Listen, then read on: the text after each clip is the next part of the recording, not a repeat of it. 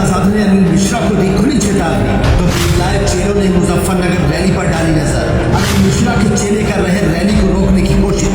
मुजफ्फरनगर की रैली से पहले चंद्रशेखर आजाद ने संविधान विरोधियों के खिलाफ नया मोर्चा खोल दिया है और जंग का ऐलान कर दिया है, जिसके बाद अनिल मिश्रा जैसे लोग और उनके समर्थक बिलबिला उठे हैं, क्योंकि उन्होंने इस बार नाक की पूंछ पर नहीं बल्कि फन पर ही पैर रख दिया और सारा जहर निकालने के लिए कुंडी लगा दी है, जिसके बाद अम्बेडकर के नाम से जहर उगलने वालों का बिल में घुसना तय है। और अगर फन निकाला तो चंद्रशेखर आजाद कुचलने से पीछे नहीं हटेंगे। उन्होंने 26 नवंबर की रैली से पहले साफ शब्दों में कह दिया है कि कुर्सी की पेटी बांध लीजिए।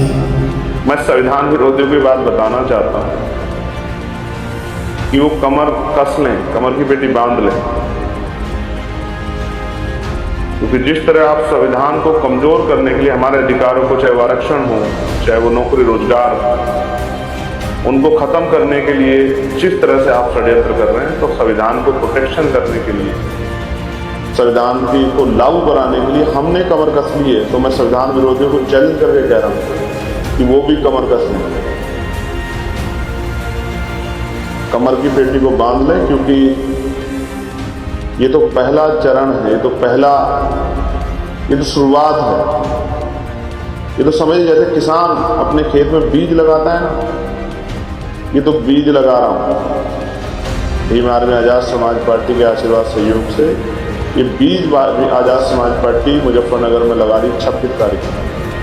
चंद्रशेखर आजाद का यह बयान सुनते ही सारे संविधान विरोधियों के कान खड़े हो गए और तुरंत बाहर निकल आए। देखिए अनिल मिश्रा के सबसे बड़े समर्थक बनने वाले स्वामी आनंद स्वरूप ने जाटव समाज को कैसे भड़काने की कोशिश की। सनातनी जाटों को कहता हूँ, इससे दूर रहो, जितना दूर रहोगे, नहीं तो एक भोजपुरी में कहावत है, धैले व मौके धरावत तो के मत धरिए मौके नहीं धरवाली तो के। तो ये ऐसा रोग है, यदि इसके नजदीक गए तो पकड़ लेगा और पकड़ करके तुमको नष्ट भ्रष्ट और जेल जाने के लिए बाध्य कर देगा।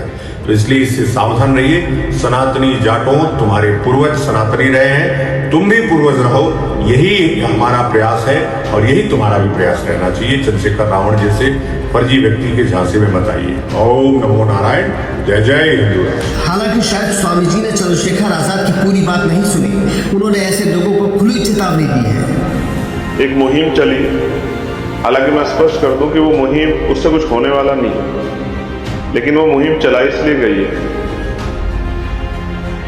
कि बाबा साहब अम्बेडकर को, जो सबसे बड़े राष्ट्र निर्माता भी हैं और राष्ट्र प्रेमी भी हैं, जिनके अंदर राष्ट्रवाद कूट कूट के भरा हुआ था, लेकिन उनके खिलाफ एक षड्यंत्र चल रहा है। और मैं इस समाज में का एक कार्यकर्ता होने के नाते, बहुजन समाज का, इस बात को समझता हूं। और ये सिर्फ बाबा साहब के खिलाफ नहीं, हमारे तमाम जितने भी लीडर्स हुए, उनको एक जाति तक, धर्म तक, एक वर्ग तक सीमित किया गया। ये एक सोचा समझा षड्यंत्र है। हमारा कोई भी महानायक कमजोर वर्गों का कभी पूरे समाज का नायक नहीं बन पाया। चंद्रशेखर आजाद के ये तेवर देखकर ही शायद उनके विरोधी तिलमिला गए हैं और स्वामी आनंद स्वरूप ने तो मोर्चा ही खोल दिया है। ओम नमो नारायण।